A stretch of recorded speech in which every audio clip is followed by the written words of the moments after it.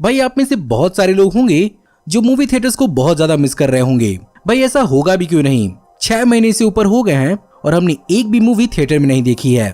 वहीं पर दूसरी तरफ कुछ प्रोडक्शन हाउसेज और फिल्म मेकर्स ने ऑनलाइन स्ट्रीमिंग सर्विसेज का हाथ थाम लिया है और वो मूवीज इन्हीं प्लेटफॉर्म्स पर रिलीज कर रहे हैं। वैसे भगवान करे कि ये हालत हमारी जल्दी से जल्दी सुधर जाए। फिर भी इसी थॉट ने मेरे दिमाग के अंदर ये सवाल खड़ा किया कि क्या ये ऑनलाइन प्लेटफॉर्म्स पूरी की पूरी मूवी इंडस्ट्री को ऑनलाइन सस्टेन करने के काबिल हैं और क्या ये in any foreseeable future movie theatres को रिप्लेस कर सकते हैं? क्या यही फ्यूचर होने वाला है? और अगर हाँ तो इसके क्या फायदे और क्या नुकसान झेलने पड़ सकते हैं? तो अगर आप भी इन सारी चीजों का जवाब जानना चाहते हैं तो इस वीडियो को अंत तक जरूर देखिएगा। हे गाइस, मेरा नाम है पंकज सागर और आपका स्वागत है गेमों को हिंदी के एक और फ्रेश वीडियो में।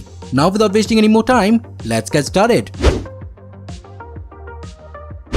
अगर ये प्लेटफॉर्म्स किसी ओरिजिनल मूवी या टीवी शो को बनाते हैं तो इनका सीधा सीधा फंडा होता है। ये बेसिकली एक पर्टिकुलर अमाउंट ऑफ मनी को प्रोड्यूस करने के लिए ग्रांट करते हैं, जो बेसिकली इतना सफिशिएंट होता है कि फिल्म मेकर्स इनके अंदर अपनी मूवीज या टीवी शो को बना भी लें और साथ ही साथ अपने सफिशिएंट अमाउंट ऑफ प्रॉफिट को अच्छे खासे तरीके से निकाल भी लें। वहीं पर ये मामला थोड़ा ट्रिकी तब हो जाता है जब ये कंपनीज थर्ड पार्टी मूवी या टीवी शोज के साथ डील करती हैं, जहां पर ये बेसिकली पैसों से उनके राइट्स खरीदती हैं। और अगर सिर्फ यहाँ पर बात करें मूवीज की तो यहाँ पर प्री रिलीज मूवीज को दिखाना तो बहुत आसान होता है, लेकिन प्रॉब्लम्स नई थर्ड पार्टी मूवीज के साथ आती हैं, जहाँ पर बेसिकली फिल्म मेकर्स को मूवी के टोटल बजट के साथ साथ कम से कम मूवी की लागत का 20% मूवी के प्रॉफिट के रूप में ऑनलाइन प्लेटफॉर्म्स को फिल्म मेकर्स को देना पड़ता है। चलिए इस बात को मैं आपको एक एग्जांपल के साथ समझाता हूँ। Amazon प्राइम वीडियो पर रिसेंटली रिलीज हुई शकुंतला देवी मूवी, जिसे डायरेक्ट किया था अनु मेनन ने, इसे बनाने में 25 करोड़ रुपए की लागत आई थी, जिसे Amazon प्राइम वीडियो पर दिखाने के लिए Amazon ने इसकी डील 35 करोड़ रुपए के साथ सेटल की। यानी एक हिसाब से देखा जाए तो फिल्म मेकर्स को यहाँ पर 40% का इंस्टेंट प्रॉफिट हुआ। इसके ऊपर से इनके सैटेलाइट राइट्स भी अभी आने बाकी हैं, जिसके कारण ये मूवी हमें टीवी पर भी किसी न किसी टीवी चैनल पर जरूर दिखेगी, जहां पर चैनल्स भी इसे इसकी लागत का 20 से 30% तक का प्रॉफिट देंगे। तो मूवी यहाँ पर चाहे कैसे भी हो, मूवी को प्रॉफिट अपना मिल चुका है। यही कारण है कि आने वाली मूवीज जैसे कि अक्षय कुमार की लक्ष्मी बॉम्ब और अजय देवगन की भुज को हॉटस्टार ने लगभग 150 करोड़ ईच में खरीदा है, जहां पर इन एक्टर्स के बॉक्स ऑफिस ट्रैक रिकॉर्ड ने यहाँ पर काफी बड़ा गेम प्ले किया है और इनका मंथली या ईयरली सब्सक्रिप्शन मॉडल इतना काफी होता है कि ये इन मूवीज पर किए हुए खर्चे को बहुत ही आराम से निकाल लेते हैं। वेल, यहाँ पर सुनने में तो सब कुछ ठीक लग रहा है, पर क्या सब कुछ ठीक है? चलिए अब इसके असल एडवांटेज और डिसएडवांटेज के बारे में भी बात करते हैं। सबसे पहले आपको अपने कंफर्ट के हिसाब से अपने घर पर ही अपने फिंगर टिप्स पर फर्स्ट क्लास सिनेमा एक्सपीरियंस मिलेगा, जहां पर आप 480p से लेकर 4K तक किसी भी अटायर में किसी भी समय आप खुद या अपनी फैमिली के साथ अपनी फेवरेट मूवी के रिलीज होते ही इन मूवीज को एंजॉय कर सकते हैं, जिसका सीधा मतलब यह है कि आपको बाहर जाने के लिए एक्स्ट्रा प्लान बनाने की जरूरत नहीं है, जिसके कारण आपको कोई ट्रांसपोर्टेशन का खर्चा नहीं करना पड़ेगा। प्लस आप टिकट सेल्स की धक्कम धुक्की से बच जाएंगे। साथ ही साथ मूवी थिएटर्स में होने वाले इंटरप्शंस को भी आपको नहीं झेलना पड़ेगा और करंट पेंडेमिक की सिचुएशन से आप घर पर बहुत सुरक्षित रहेंगे। आपको इन मूवीज को देखने के लिए लगभग ना के बराबर पैसे देने की जरूरत होती है, क्योंकि भले ही आप 30 रुपए से लेकर 500 रुपए तक इन पर महीने के सब्सक्रिप्शन के रूप में खर्च करते हो, पर ये एक बार के मूवी थिएटर के जाने के खर्चे से बहुत ज्यादा कम है, जहां पर हेड 250 रुपए से लेकर 1000 रुपए तक का खर्चा आता है। फिलहाल तो करंट सिचुएशंस के हिसाब से यहाँ पर मूवी रिलीज होते ही मूवीज आपकी स्ट्रीमिंग सर्विस के लाइब्रेरी में तुरंत ऐड हो जाती हैं। ऊपर से इन सर्विसेज पर पहले ही से मौजूद ऑसम मूवीज और टीवी शो आपको इन्हीं प्राइस में मिलते हैं, जिसके कारण एज एन ऑडियंस या व्यूअर यहाँ विन विन सिचुएशन में है।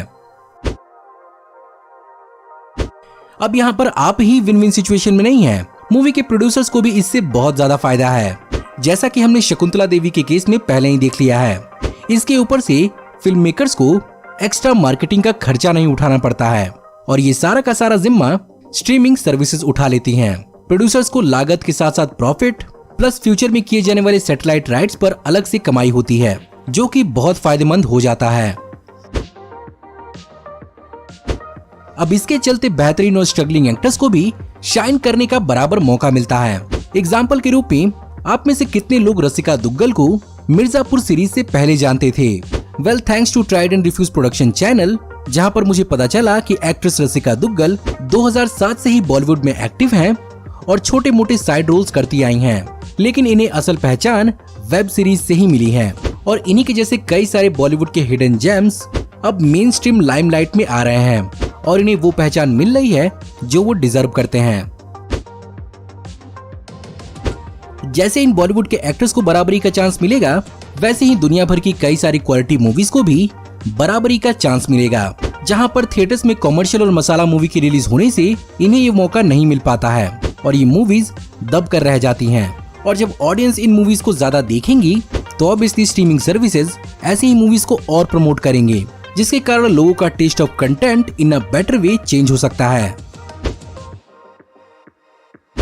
तो सबसे पहली डिसएडवांटेज यहाँ पर हो सकती है इंटरनेट कनेक्शन। जी हाँ, अगर बात की ही जाए तो दुनिया भर के रूरल एरियाज में इंटरनेट कनेक्शंस लगभग ना के बराबर हैं और अगर हैं भी तो बहुत ही ज्यादा लिमिटेड हैं।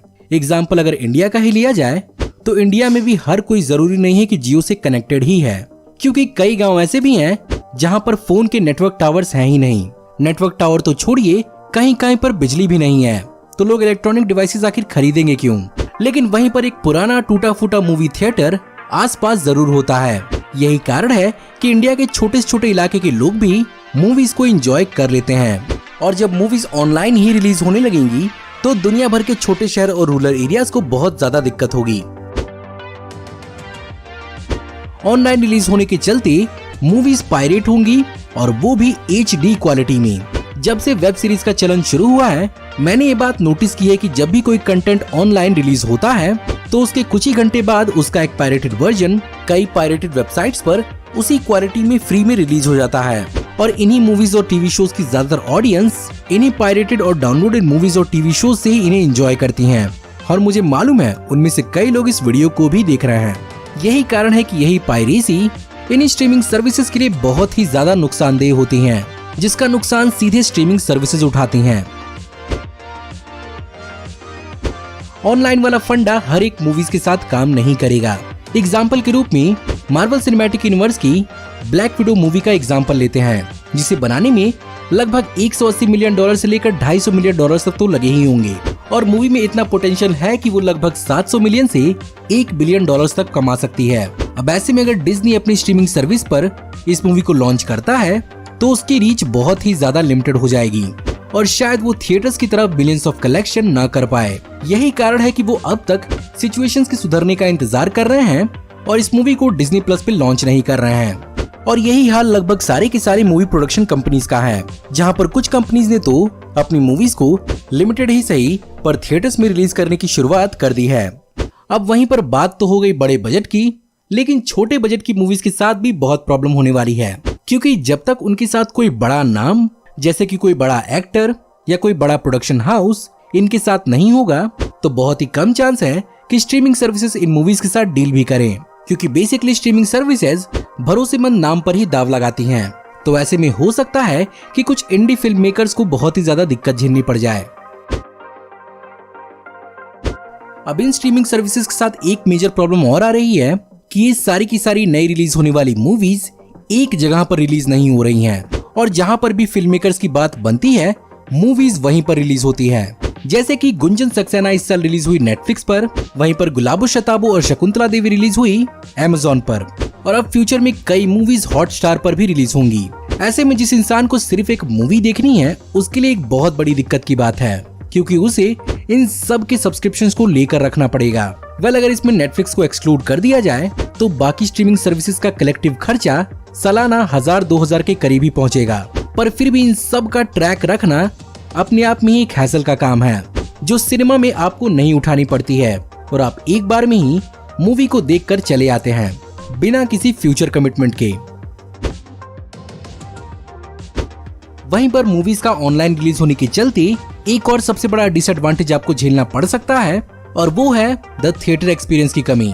हाँ, मुझे मालूम है कि इस वीडियो की एडवांटेज सेक्शन में ही मैंने पहले ही पॉइंट में आपको घर पर रहने के फायदे गिनाए थे, पर इस बात से भी इनकार नहीं किया जा सकता कि थिएटर में जाने का भी अपना ही मजा होता है और वो एक बेहतरीन सोशल एक्सपीरियंस होता है। एग्जाम्पल के रूप में एंड गेम में कैप्टन अमेरिका का थॉर का म्यूलनिर विल्ड करने का थिएटर का एक्सपीरियंस तो आपको याद ही होगा।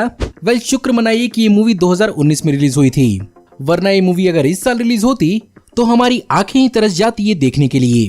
और अगर देखने को मिलता भी तो वो चीयरिंग और शोर सुनने का हमें मौका ही नहीं मिलता। थिएटर्स में आप सिर्फ और सिर्फ मूवीज को देखने का ही पैसा नहीं देते, बल्कि इन सारी चीजों को एक्सपीरियंस करने का भी पैसा देते हैं।